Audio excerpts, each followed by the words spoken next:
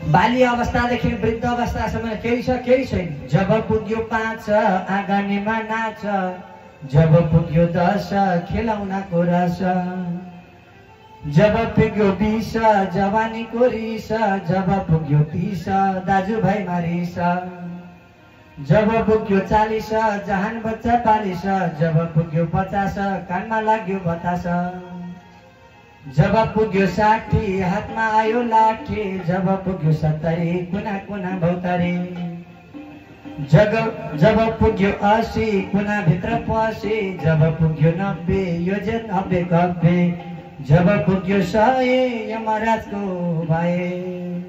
भने यो 100 वर्षको उमेर हामीले यतिकै व्यतीत गर्नु पर्दछ, यतिकै हामीले बिताउनु पर्दछ सज्जनबिन। तसर्थ समय रहँदै भगवत भक्तिमा लाग्नु पर्दछ, भगवत मननमा लाग्नु पर्दछ भनेर यसरी आज कर्दम प्रजापति पनि के गर्नुभयो त भगवत भक्तिमा लाग्नुभयो, भगवत चिन्तनमा लाग्नुभयो, भगवत मननमा लाग्नुभयो। बोले भक्तवत्सल भगवानको, कृष्णचन्द्र भगवानको। आउनुहोस् एउटा भजन पश्चात हामी अगाडिका कथामा प्रवेश गर्नेछौँ। कृष्णचन्द्र भगवानको।